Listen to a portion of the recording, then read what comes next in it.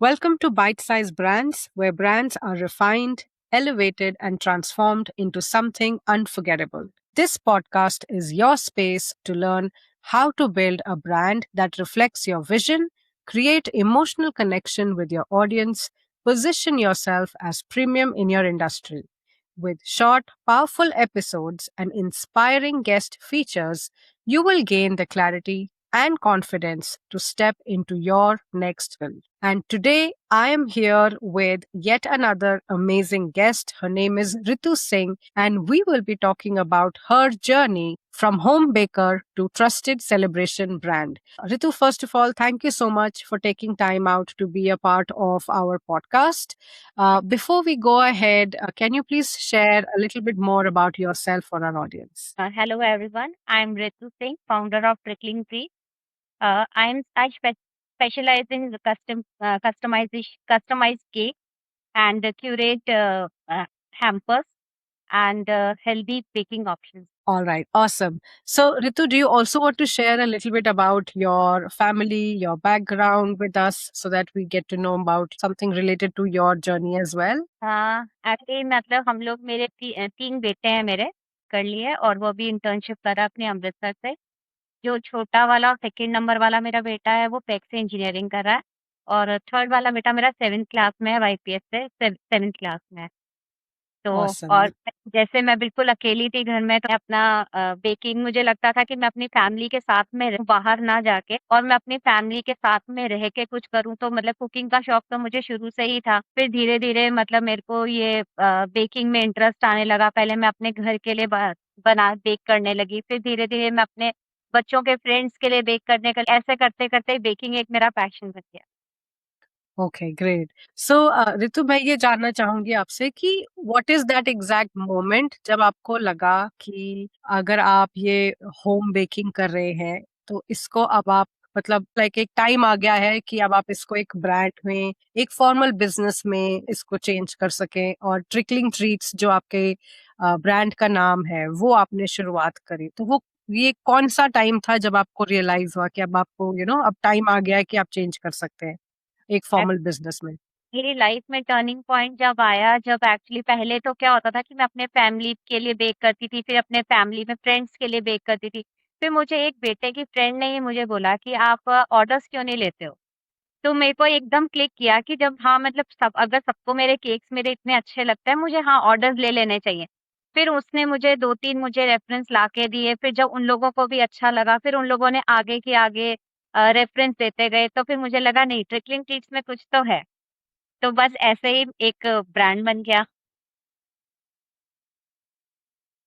आपने ये कैसे इंश्योर करा दैट ट्रिकलिंग ट्रीट्स जो है, बाकी इतनी मेरे ख्याल से कई सारी बेकरीज हैं अब तो हमारे ट्राई सिटी में, सो आपने ये कैसे इंश्योर करा कि लोग आपके पास ही आए? तो ऐसा क्या अलग था ट्रिकलिंग ट्रीट्स में? मतलब क्या कुछ आप हेल्दी इंग्रेडिएंट्स डाल रहे थे या कोई कस्टमर को बड़ा स्पेशल ट्रीटमेंट मिल रहा है? क्या ऐसा अलग कर रहे हो आप ट्रिकलिंग ट्रीट्स में that people come back to you? आपको बहुत ही मैं उसको एक अपना पर्सनल मेरे को ये नहीं लगता कि ये ऑर्डर है, मुझे ऐसा लगता है कि मैं अपने घर के लिए केक बना रही हूँ।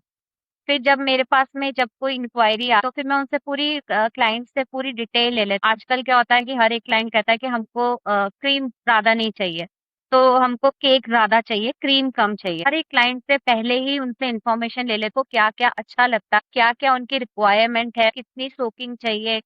आजकल तो बहुत लोग कहते हैं हमको मीठा भी कम चाहिए। आजकल बहुत हेल्थ कॉन्शियस हो गए हैं, तो उनकी जैसी रिक्वायरमेंट होती है, मैं हर एक चीज़ जो है कस्टमाइज़ करती हूँ, उनके टेस्ट के अकॉर्डिंग। फिलिंग्स भी अब जैसे मैं अगर फ्रूट केक भी तो मैं कभी भी टिन वाले फ्रूट्स यूज़ नहीं करती। जो भी हमारे सीज़नल फ्रूट्स होते हैं, मैं वही सीज़नल फ्रूट्स ही मैं क्लाइंट को मतलब मैं अपनी तरफ से पूरा बेस्ट करती हूँ। जो भी मैं कर सकती हूँ, मैं हमेशा अपनी तरफ से बेस्ट करके मैं क्लाइंट को देती हूँ। कभी भी मैं अ, ऐसा नहीं सोचती हूँ कि नहीं, अगर क्लाइंट से अगर मैं कुछ चार्ज कर रही हूँ, तो मैं अपनी तरफ से पूरा उसको दी बेस्ट करने की कोशिश करती हूँ।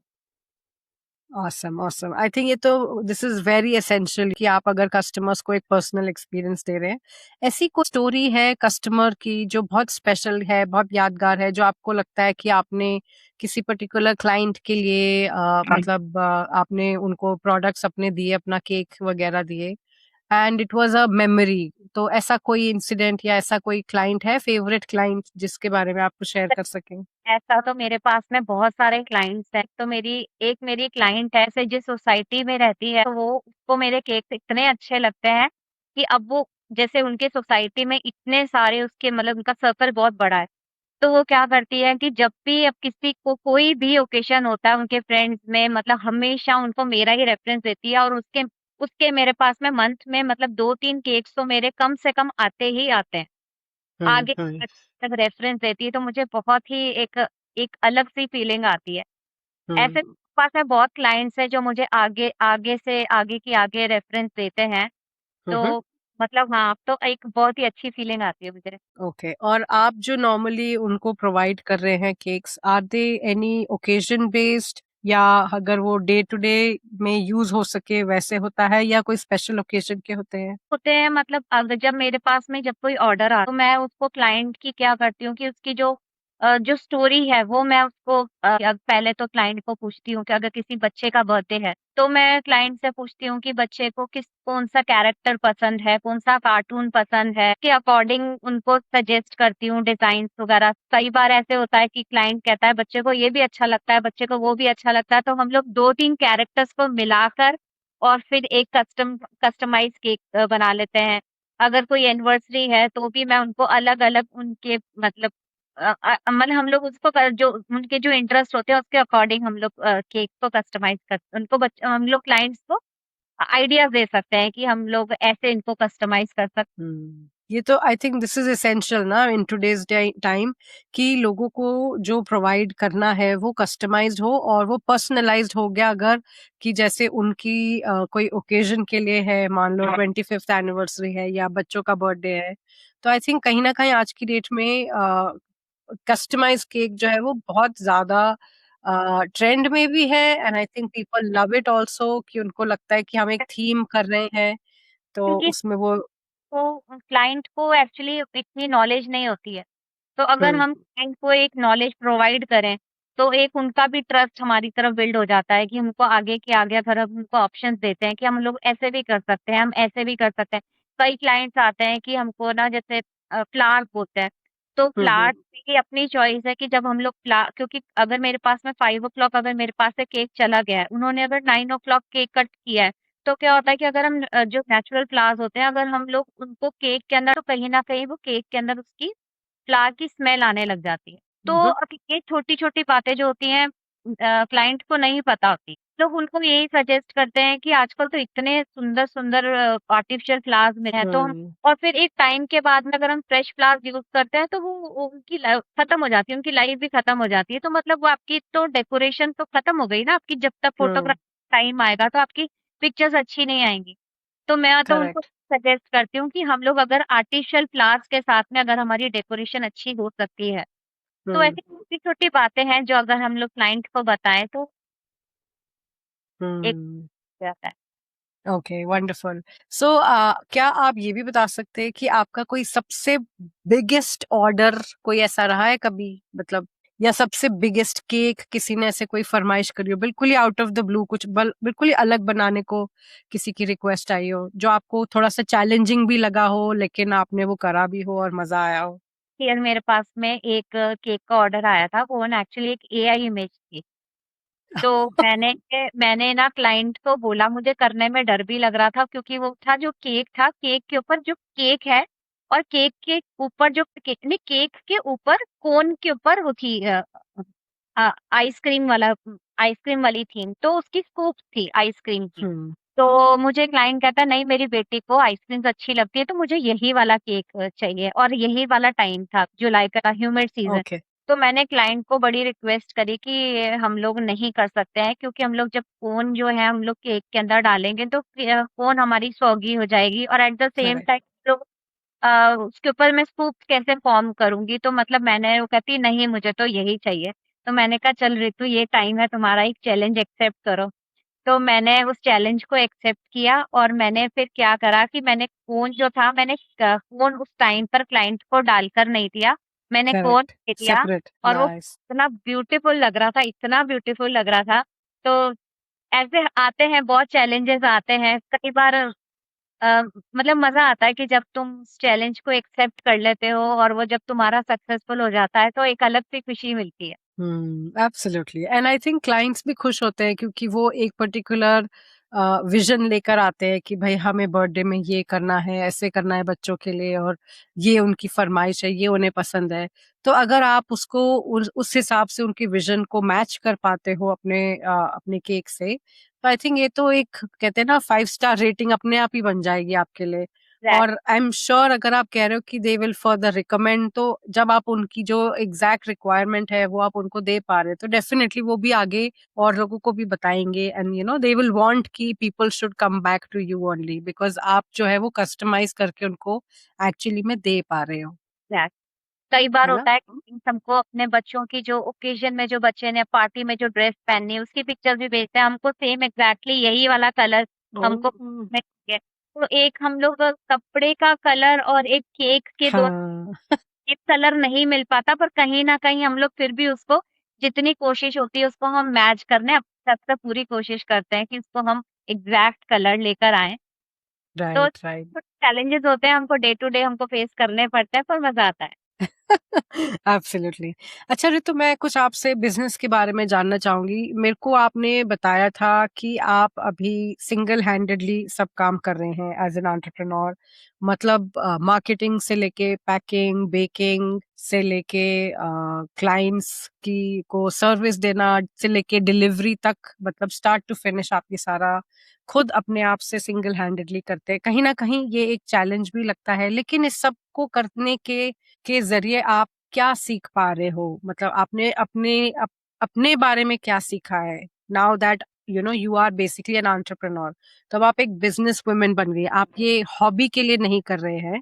तो आपने अपने बारे में क्या कुछ कुछ आपने क्या सीखा या क्या आपको अपने बारे में डिस्कवर किया? सबसे बड़ी बात तो मुझे ट्रिकलिंग ट्रीज ने तो एक चीज सिखाई है, पेशेंस मुझे सिखाया है ओके। कि बाद में क्रिएटिविटी, जब हम लोग कोई काम करने लग जाते हैं तो हम लोग मतलब हमको अलग अलग आइडियाज आने लग जाते हैं। जब तक आप हुँ, घर में तो आपका नहीं आप दिमाग में काम ना, पर जब आप उस चीज में जब आप अंदर घुस जाते हो फिर राइट। आप आइडियाज आने लग जाते। और दूसरी बात ये है कि जब आप अपने कंफर्ट जोन से, मुझे लगता है कि आपको बाहर बहुत कुछ सीखने को, घर हुँ। बैठा अगर आपको कुछ करना है तो आपको अपना कंफर्ट जोन से निकल के बाहर आपको जाना है। बिल्कुल, ये तो बहुत सही कहा आपने। और जो लोग कंफर्ट ज़ोन से बाहर निकल जाते हैं, आई थिंक सक्सेस भी उनको इवेंचुअली मिल ही जाती है, ग्रोथ भी इवेंचुअली उनको मिल ही जाती है ना? नहीं, बिल्कुल ठीक है। Ritu, we are almost at the end of the interview, but मैं आपके साथ एक रैपिड फायर राउंड करना चाहूँगी, सो क्या आप तैयार हैं? और बिल्कुल। ओके रितु, तो मैं जानना चाहूँगी कि आप क्या प्रेफ़र करेंगी, कॉफ़ी या चाय? चाय। चाय, ओके। स्वीट या सेवरी? सेवरी। सेवरी, आप भी मेरी तरह हो। ओके, अर्ली मॉर्निंग बेकर या late night creator? Night. Late night, okay. ऐसा एक इंग्रेडिएंट जिसके बगैर आपका काम नहीं चलता? Butter. Butter, oh my God, okay. और ऐसा कोई बिजनेस टूल जो आप रोज यूज करती हैं? Palette knife. ओके। और अगर आपको ट्रिकलिंग ट्रीट्स को एक सेंटेंस में डिस्क्राइब करना होगा तो क्या कहेंगी? ट्रिकलिंग ट्रीज एक होम ग्रोन बिजनेस है जहाँ पे हम लोग कस्टमाइज केक्स बनाते हैं और हम लोग हैम्पर्स क्रिएट करते हैं, हेल्दी टेस्टी ट्रीट्स बनाते हैं, हम लोग हेल्दी ऑप्शंस टी केक्स बनाते हैं। अभी स्पेशल हैम्पर्स या कोई एक्सक्लूसिव ऑफर जो है तैयार करी है for our listeners, because I know कि अब नेक्स्ट मंथ ऑनवर्ड्स तो फेस्टिवल सीजन आने वाला है। So do you have some special hampers और exclusive offers for the listeners? बिल्कुल, हमारे पास में हमने 2 प्रीमियम हैम्पर्स रेडी किए हैं, वो मेरे इंस्टाग्राम हैंडल पे आपको मिल जाएँगे। उसमें हमने अलग-अलग हम लोगों ने बहुत अच्छी हमने फेस्टिवल के अकॉर्डिंग हमने उसमें टेस्टी ट्रीट्स बनाई हैं और कुछ चीज़ें उसमें ऐसी भी हैं जो आप फेस्टिवल के बाद में भी उसको यूज़ कर सकते हो। हमने जो भी उसमें स्वीट बनाई है वो सारी की सारी हमने घर में बनाई है, मार्केट से हमने कुछ भी नहीं लिया क्योंकि फेस्टिवल के टाइम पे मार्केट से कोई भी चीज़ लो तो मतलब वो आपको सही नहीं मिलती है। तो मैंने हर एक चीज़ मैंने घर में बनाई है। ब क्लाइंट की पॉकेट का भी ध्यान मैंने रखा है और क्लाइंट की हेल्थ का भी मैंने ध्यान में रखते हुए मैंने हैम्पर्स को क्यूरेट किया है। तो अगर हमने कस्टमाइज़ करना है, तो वो भी हम लोग उसको कर सकते हैं। तो आप मेरे इंस्टाग्राम हैंडल में जाके उसकी डिटेल्स जो है चेक कर सकते हैं। ऑसम। तो क्या आप अपने हमारी ऑडियंस के लिए एक बारी वो भी बता सकते हैं आपके इंस्टाग्राम हैंडल का क्या नाम है? Trickling tree. Trickling treats. Okay, brilliant. So हम ये डिटेल ऑफ कोर्स हमारे इस पॉडकास्ट के शो नोट्स में सारे लिंक्स ऐड कर देंगे, so that whoever is interested and whoever is getting ready for the festival season, they can get in touch with Ritu on her Instagram page. You can check out the hampers. You can also get in touch with her अगर आपकी कोई खास फरमाइश है, कोई special आप चाहते हैं कि अलग से कस्टमाइज्ड हैम्पर चाहते हैं, तो definitely get in touch with Ritu and let her know. And obviously खाइए, एंजॉय कीजिए एंड रेलिश करिए healthy hampers, healthy treats from trickling treats by Ritu. And Ritu, with that मैं चाहूंगी कि अगर एक चीज और आप चाहेंगे जो आपकी ऑडियंस याद रखे about trickling treats, so any one line which you want to say for all of our audiences? Eat healthy, stay healthy. Thank you. Awesome. Great. So I think with that, we are at the end of our interview for today. And for everybody who joined us today, thank you so much for being a part of our conversation. And definitely, I will come back again with yet another guest. Until then, this is Kusha signing off. Bye bye.